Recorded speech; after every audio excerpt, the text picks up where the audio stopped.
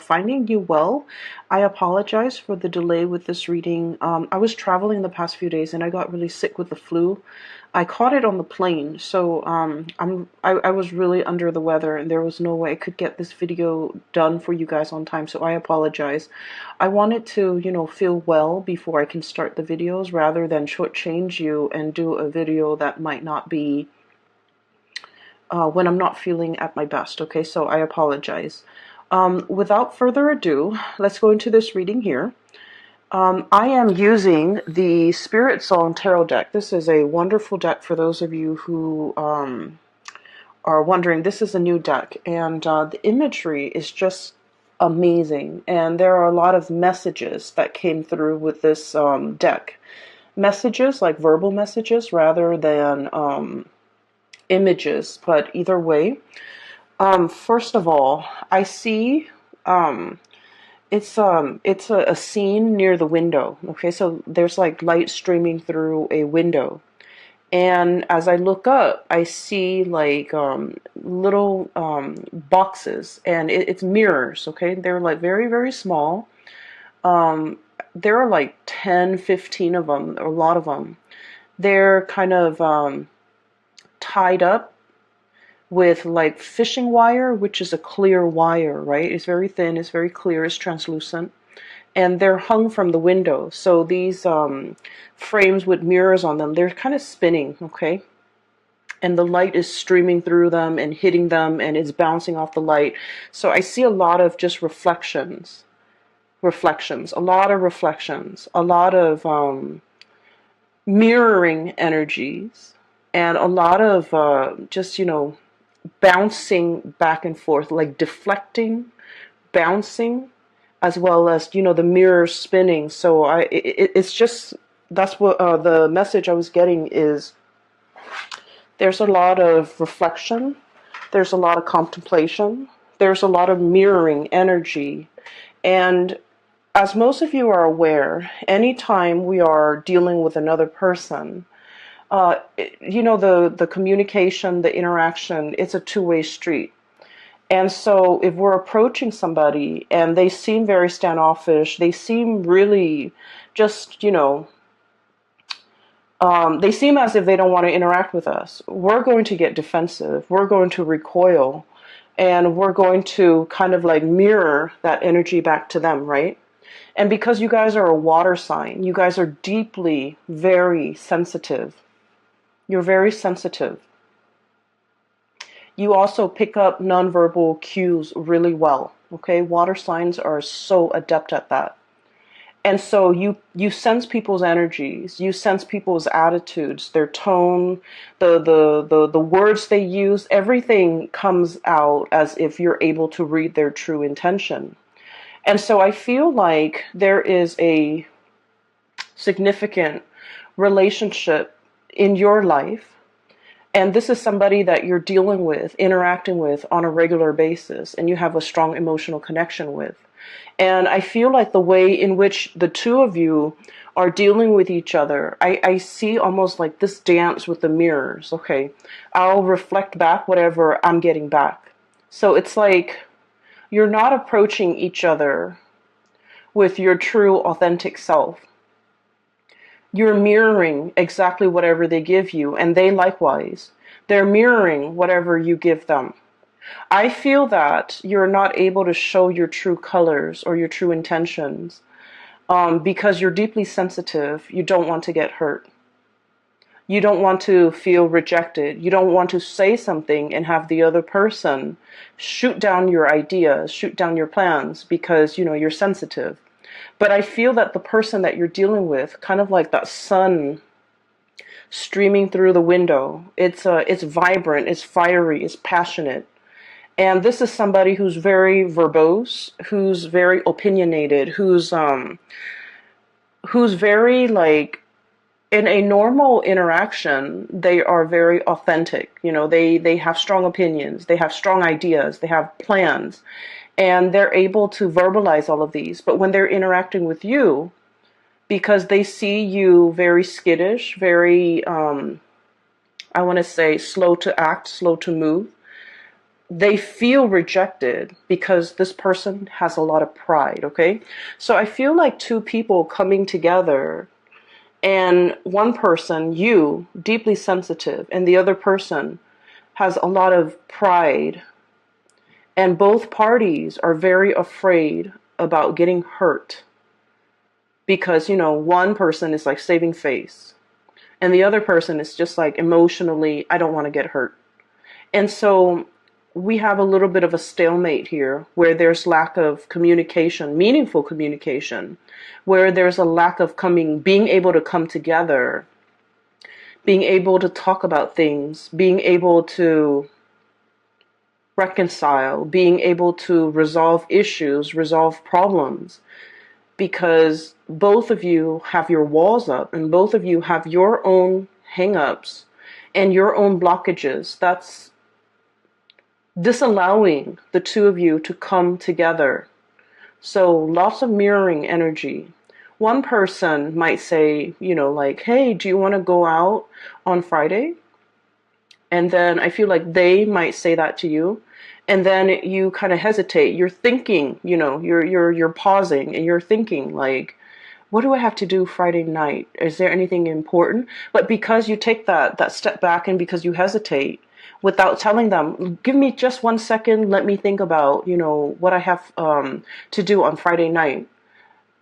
Because you're not able to tell them that, they see you hesitate, they see you taking a step back, and they mistakenly think that, oh, this person, the Cancer, doesn't want to go out with me, doesn't want to see me, is not interested. And so they back off and they might say in a very flippant way, oh, it's okay, I'm actually busy anyways. Or they might inadvertently say, Joan and Mike, my other friends are going to be there. You should come with us if you like. And then they dash off because their pride has been hurt because they feel rejected. So I just feel like there's so much miscommunication.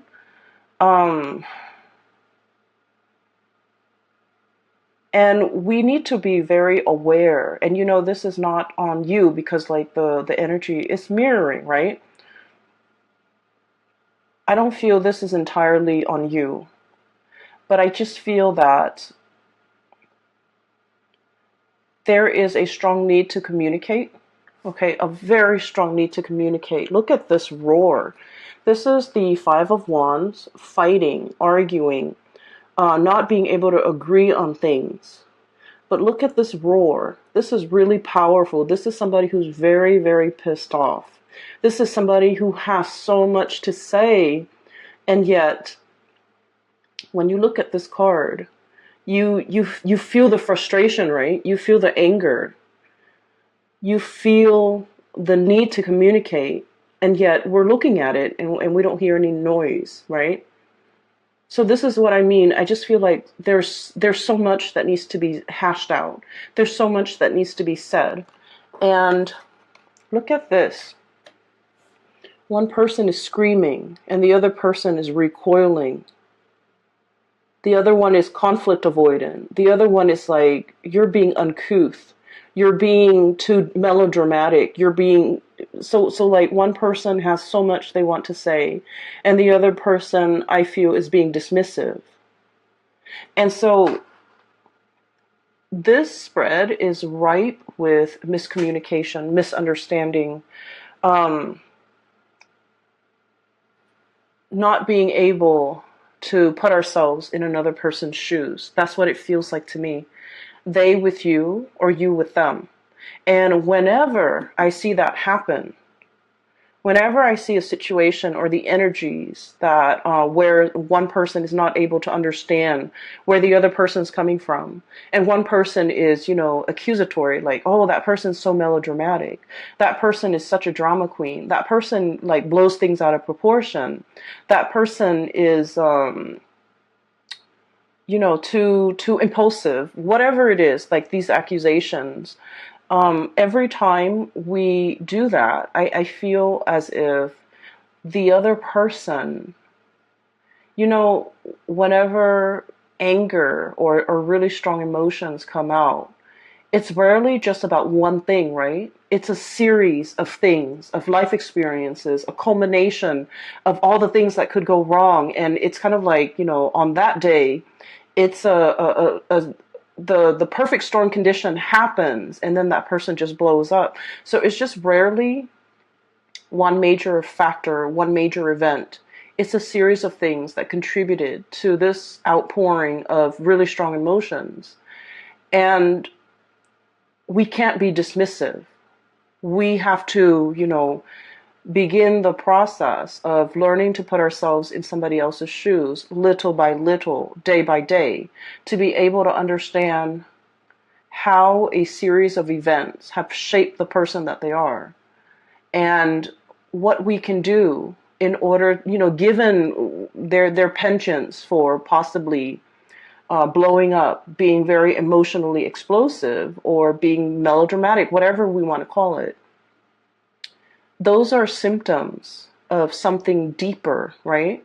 I'm not asking you to be a psychiatrist. I'm not asking you to be anybody's therapist. I am asking you, as from what I see here, is to listen to what's really bothering the other person without projecting. Okay? Leaving our preconceived notions at the door when we're dealing with this situation, so that we can really hear what the other person is trying to say to us. And I mentioned before, you guys are deeply sensitive. You guys are very deeply sensitive. And you pick up a lot of nonverbal cues that other signs miss, because you're very observant. You understand human behavior. You understand things really well in a very intuitive, automatic way. But when you're dealing with this person, I feel like, you have your mind made up about them. They are a certain way. And so conversation is at a standstill, because in your mind, they are this way, and nothing they can do will ever change that. And so you don't want to listen, or you tune out, or you dash out the door. You don't want to, it seems to me like it's dismissive. Okay, and once again, it's a mirroring energy. So they could be doing the same thing to you. And so one of the things that we can do to kind of de-escalate this tension as we sword. So let me talk about this, because this is pretty much your outcome. This is like the saving grace in this spread. Both amazing cards, okay? The Ace of the Ace of Feathers. This is the Ace of Swords, okay? Understanding. And this is not about understanding how something works, understanding how events transpired, understanding what happened. It's requiring you to look at things from a different perspective with the Hangman. Okay, looking at life upside down. So one of the things that I was taught about my job, which my main job, was a lot of the times we are very quick, when someone gives us a piece of information, we're very quick about tearing it apart, dissecting it, and proving it wrong, right? The way our mind works. And in using the scientific method, we want to test theories, test hypotheses, and we want to, given a fact, we think of all the ways in which it could be false. But the work that I'm doing right now is the opposite of that, because given a piece of information, we think about all the ways in which it could be true. So we operate under the assumption that it could be true. And then we ask questions around it to either debunk it or to prove its truth. And so I feel like there's a lot to be said here about a situation where you understand it, you understand how it works, you understand what it encapsulates, you understand what it's about. But it's really forcing you to look at things from a different perspective. and really questioning, do you know all there is to know about the situation? Is there something that you're overlooking? With this Ace of Feathers, this is almost like, the goat is really cute, right? Like in this depiction, he's very adorable, but he's also got his head held up. It's like turning up your nose at something. It's like being a little bit, I want to say, presumptuous, and being a little bit like, oh, I already know that. So it's really asking you, is there something that you might possibly overlook? Is there something about this situation that you're not 100% aware of? Is there some missing information that could potentially um, dissuade you from a specific course of action or a specific opinion? Is there some major piece of information that could turn this situation around? Because I feel like at the very last moment, there's going to be something coming into the picture that will turn this situation around. A last piece of information, a last ditch attempt, because I feel like somebody is trying to communicate with you. And then I also feel you could also be dealing with somebody who you're trying to communicate with, and they're like, I already know everything. So they could appear very haughty, very like a know-it-all, or very much like very fixed in their opinions. They've got their minds made up and nothing can persuade them otherwise. And I feel like at the very last minute, it's like a very last ditch attempt to turn a situation around. Okay? It brings about clarity. It slashes through all these assumptions and presumptions we have about the situation or the person. And then I also feel like it's going to throw a wrench in the works, because it's taking into account a factor, a piece of information that you have not thought about prior. And because of that, it turns the situation around. Okay, I do feel it's for the better. I don't feel that you have to worry about that.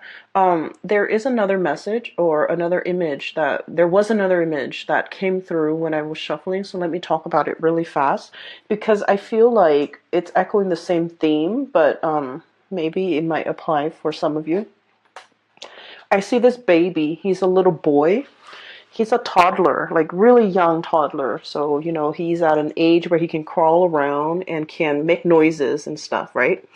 So like probably around 2 or 3. He's sitting on a couch, and it zooms into him sitting on a couch, and he's so adorable. And I'm kind of seeing his profile. He's looking this way, okay?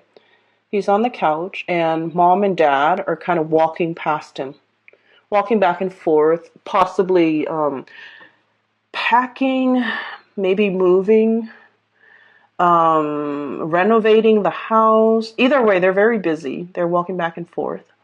And he's looking at all this activity around the house. He's looking at mom and dad pacing back and forth. And he's confused. He's just like, why does it feel so tense in here? Why does it feel so busy? Why do they both seem so worried? So keep in mind, his whole world revolves around his mom and dad, okay? So babies are designed in such a way that, they recognize their caretakers. They recognize the person that will feed them, the person that will tuck them into bed, the person that will protect them from harm. So, it's an evolutionary development where in utero, they recognize their mother's voice, their father's voice, if the father's in the picture. And they recognize, for sheer survival instincts, they recognize faces of the people that will take care of them. And so he's looking at the faces of his parents, and I don't see their faces. I just see them kind of like walking back and forth near him. And they seem worried, they seem distressed, and he's just like, he feels anxious, but he's a baby, he doesn't know why. And then he's kind of scared a little bit. He feels uncomfortable, he feels scared, so he reaches his arms up. And when babies do that, it means they want comfort. They want to be held. They want to be close to you. They want to either soothe themselves or even sometimes soothe you. And mom and dad is just walking back and forth. They're too busy and wrapped up in their own things, and they don't notice that he's crying for attention. So he does that, and then he gets ignored, and then he, starts making noise with his mouth, and he gets ignored, and then he starts crying. But I don't hear any noise. I don't hear any sound. I don't hear the sound of the child crying. I just saw this scene where there's a situation that where somebody is like reaching out, trying to contact, trying to communicate. They might not have the vocabulary in which to communicate with you. And so the scene cuts out. So I feel as if it's asking you, is there somebody in your life that you're not giving enough attention to? And, God forbid, I don't think it's like a toddler, but I feel like it's somebody who is not able to communicate, who might not have the vocabulary, who might not have the linguistic skills, who might not be mentally aware of their needs and their wants. They just know that they feel uncomfortable. They just know that they want to break the silence. They just want attention. They just want you to focus on them. And you're very busy going about your day. And this is where I feel like, you feel like the other person might be a little bit melodramatic, but I feel like you're dealing with someone who's very deeply intuitive and very deeply sensitive as well. The way in which they project it is, they're very proud, okay? So when they want something and it's shut down, then they recoil and they never ask again, okay? So that's what I'm sensing. I feel for many of you, there's a situation here. It's like a love relationship. It could be family as well, but I feel more so love relationship with a significant other, where one person might want to be, intimate, and the other person's very busy. And then the person that wants to be intimate asks, like, hey, let's spend the night together. And the other person's like, I'm busy, I'm busy, I'm busy. So just imagine if someone is like coming to you with their all, with their hearts on their sleeves, wanting to have, like making themselves very vulnerable, wanting to be intimate with you in like a very vulnerable way, emotionally, physically, and just giving you their full being, and you're telling them, oh, I'm busy. And you don't follow up with more explanations. You don't follow up with like a hug. You don't follow up with like a promise. Oh, we'll do this next time. It's very hurtful. So I feel like somebody might be dealing with this, and then it happens time and time again, and it's hurtful, and you become callous. You stop asking. You stop wanting to be intimate.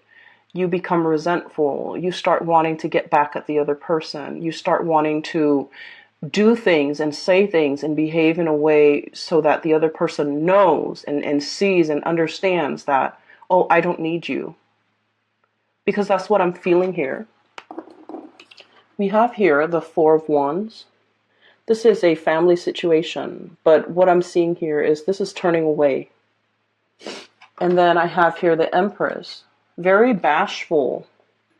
Bunnies are very skittish, okay? They're very shy innately and very warm and cuddly, but in this situation, it's like you come at somebody with your all, and without an explanation, it feels like somebody's rejecting another person.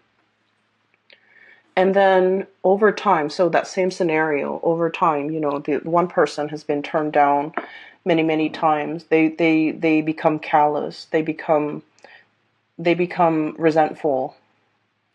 And then when their partner is in a tough situation and their partner needs them, then they're just like, oh, you're being melodramatic.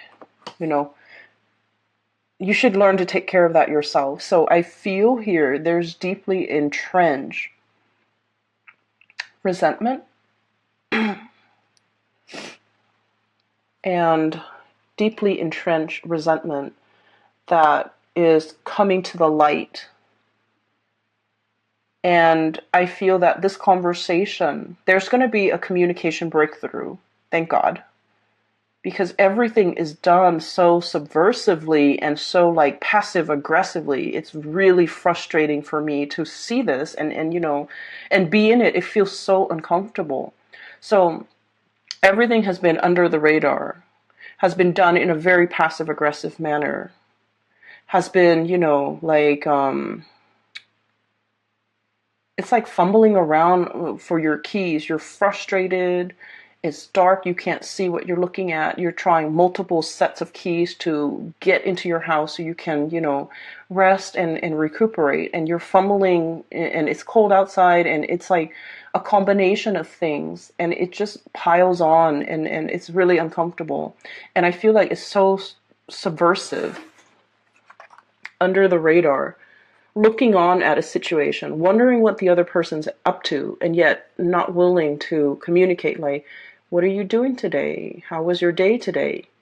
Just like silent treatment, I feel. Silent treatment, passive aggressiveness, silent treatment, everything is done under the radar. It is so uncomfortable for me to read this. I hope you guys are not dealing with this because as a water sign, I can't imagine this being a comfortable place for you to be in or a comfortable relationship for you to have to endure. You know, we don't have to endure relationships, but that's what it feels like here. And then I also feel like somebody is very prickly. Porcupine. Somebody's very prickly. Imagine slight. You could give them a compliment and they're defensive, you know, and they're just like, what do you mean by that? And even though you're giving them a compliment, a perfectly sincere compliment, so I feel like there's just so much room for misunderstandings here. And like I said, the saving grace is that there will be an uproar, there will be a communication breakthrough.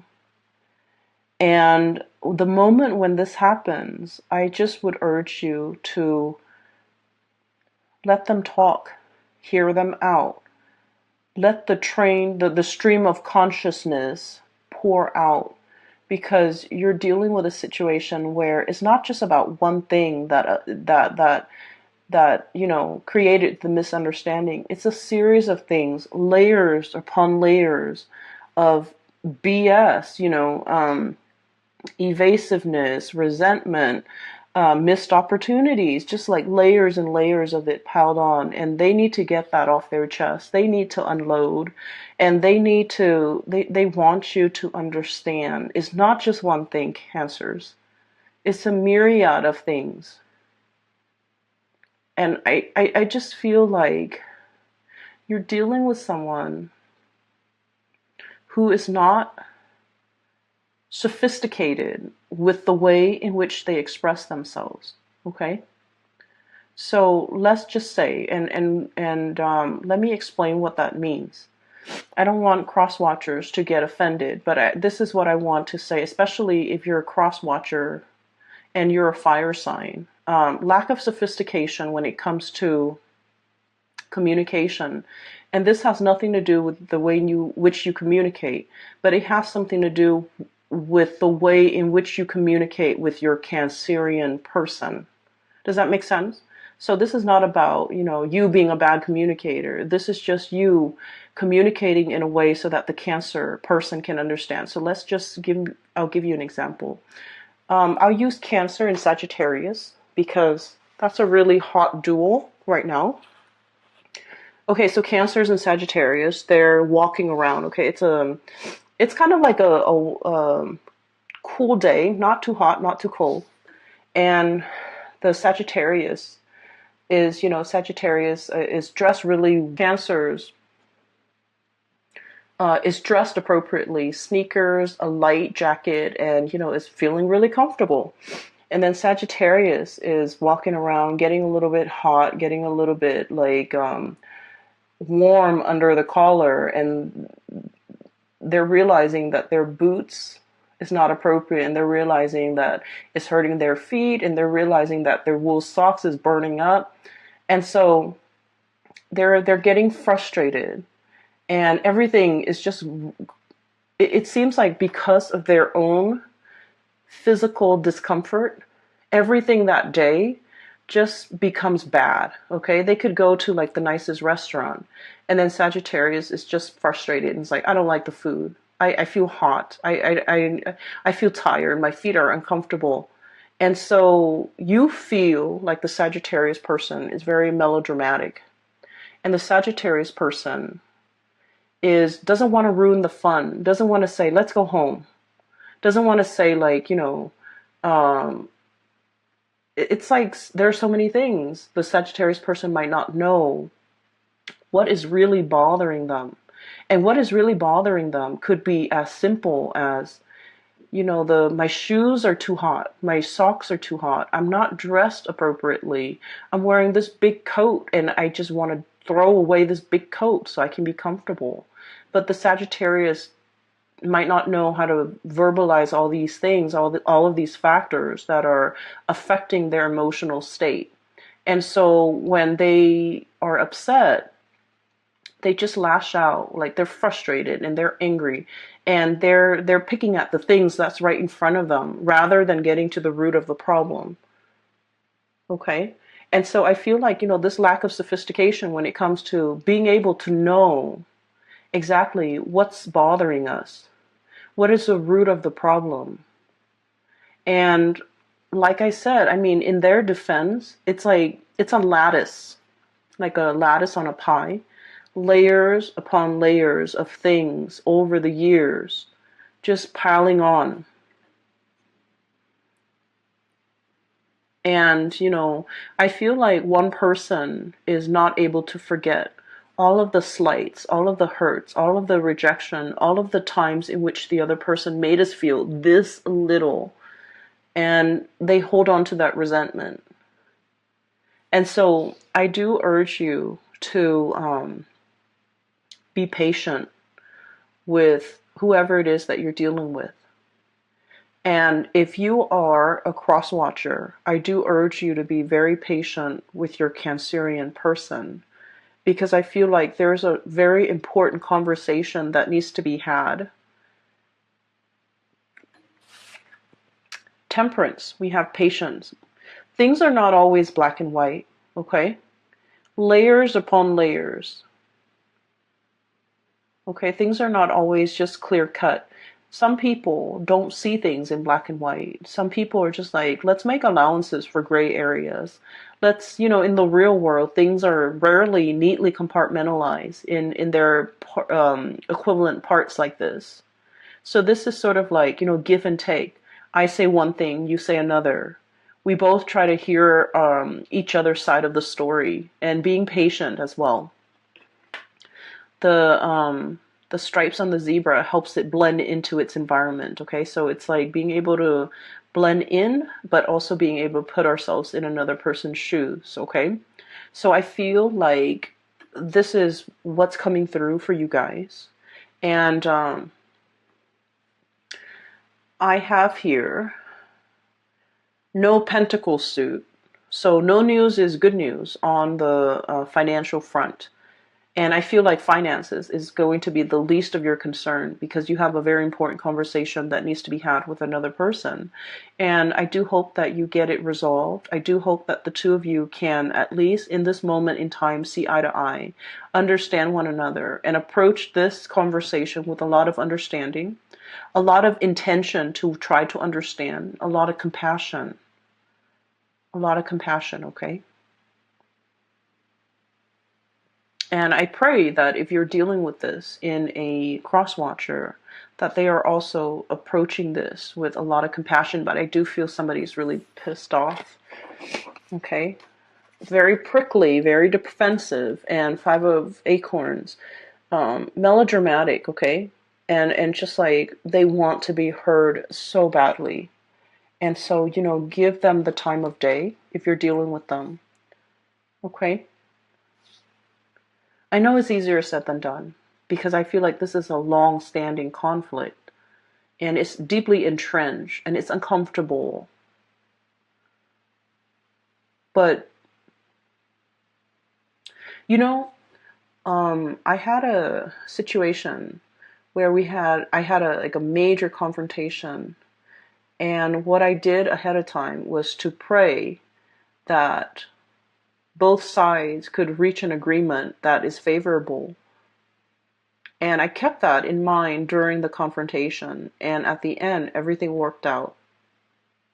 You have to set the intention that both sides can, see the light, both sides can sympathize, and then both sides can come together with a lot of compassion during this conversation. And I feel like everything will work out, the best outcome for all, okay? The intention has to be set without expectations. So it's not about, I want to win this argument or I want them to see how much they've made me suffer. It's not about that. It's about, doing what's best for both parties and approaching a situation with compassion from both sides. I will leave it at what I'm seeing, so I have to relay what I see. Once again, I apologize for the delay with this reading. I wish you all the best, okay?